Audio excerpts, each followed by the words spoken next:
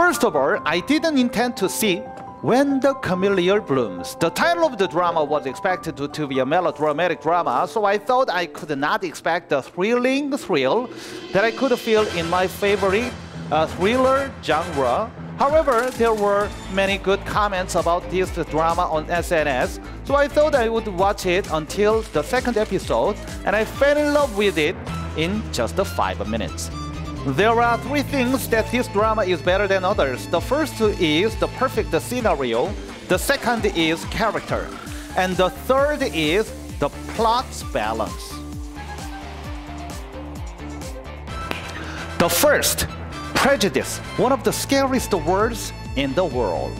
The main character of the drama, Dong-baek, is a victim of a life of prejudice. The owner of a widow's bar who is raising a baby alone and has a hard life in the middle of a neighbor's rumors and prejudice. But Dong-baek was living like hell by taking care of her own flower bed.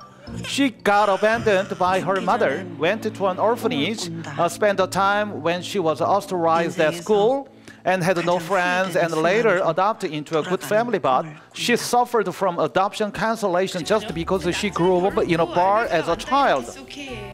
Miracle. Dong-baek says that there was no miracle in her life, but only one miracle happened to her. One miracle happened to Jung-suk, Dong-baek's mother, whose condition has become serious because she didn't do blood dialysis in time, and that miracle was the result of the people in Ongsan. The chief constable, Mr. Byun, was waiting for an ambulance with Dong-baek on board to pass, while Kyu-tae used his own personal connections to rent an ambulance with the best medical facilities in Korea, and Ja-young gives her the best doctor in Korea. And the people of Ongsan are still cheering and worried. You can't help shedding tears of emotion at this warm scene. I'm sure many people would have been moved to tears because the director did a really dramatic production of escorting her mother.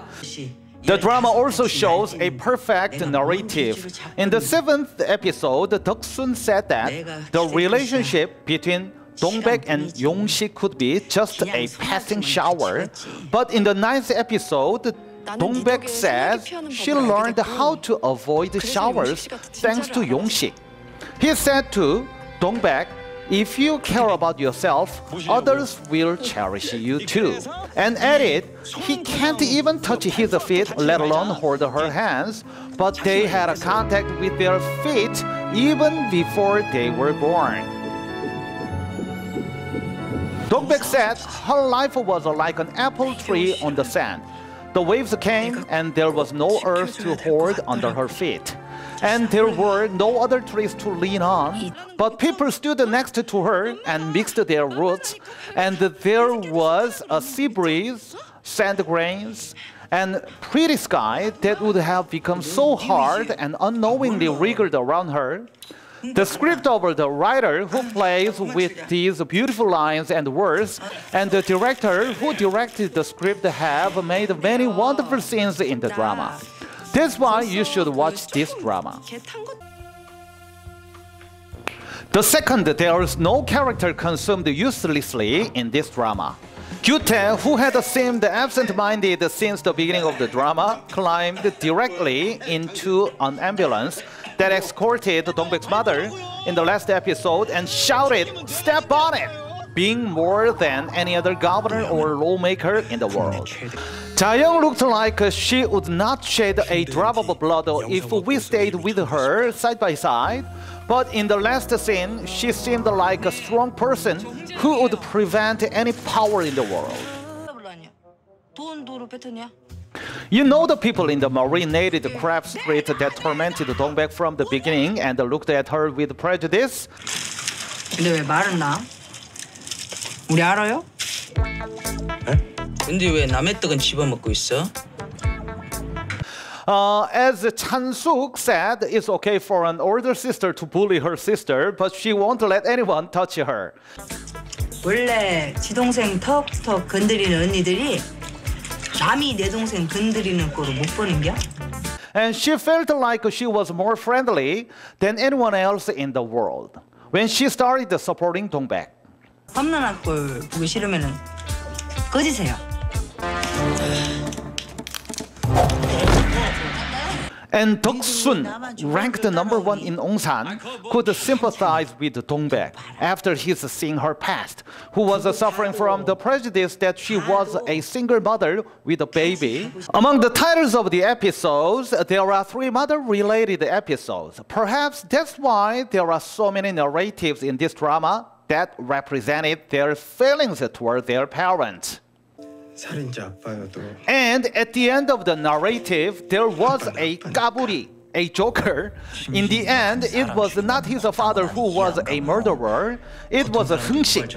He's been a psychopath that has been killing animals since he was a child, but it's also the bias that made him become the psychopath who killed people like this.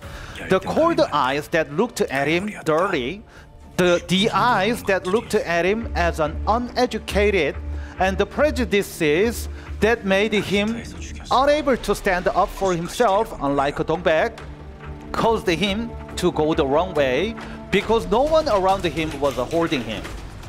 So the father blamed himself for failing to stop Heung-sik, and every time Heung-sik committed the murder, he went out wearing his shoes to prevent his son from making up as if he had done it, so he would cause an accident at the construction site and stopped Heung-sik's crime.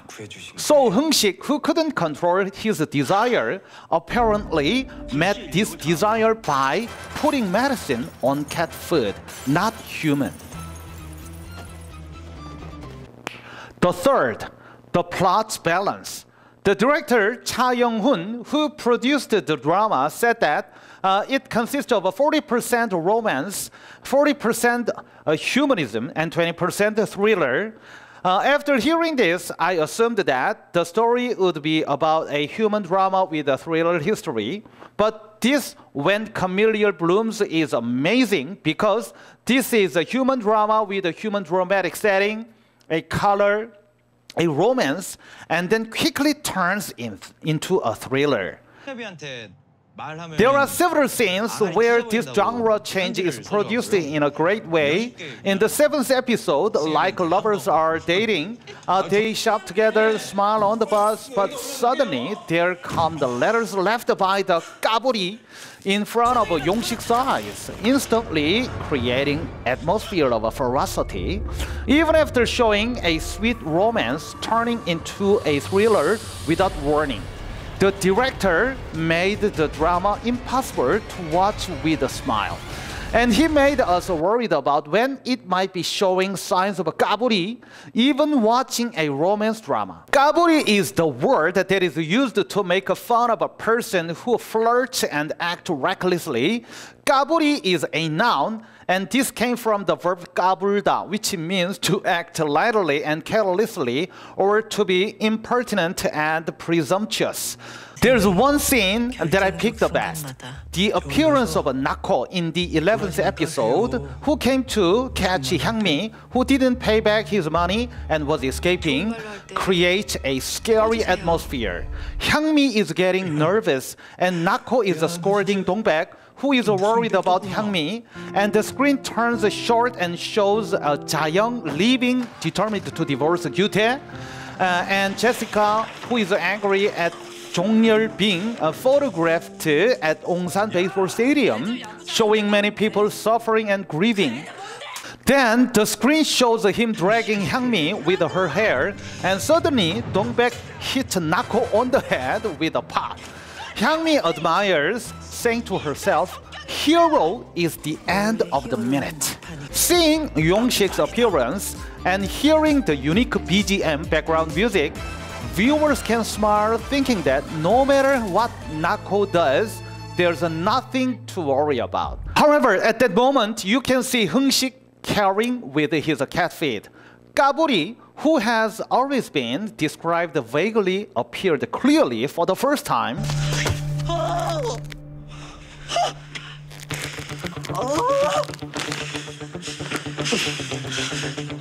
너 지금 우리 동백 씨 멱살 잡은겨?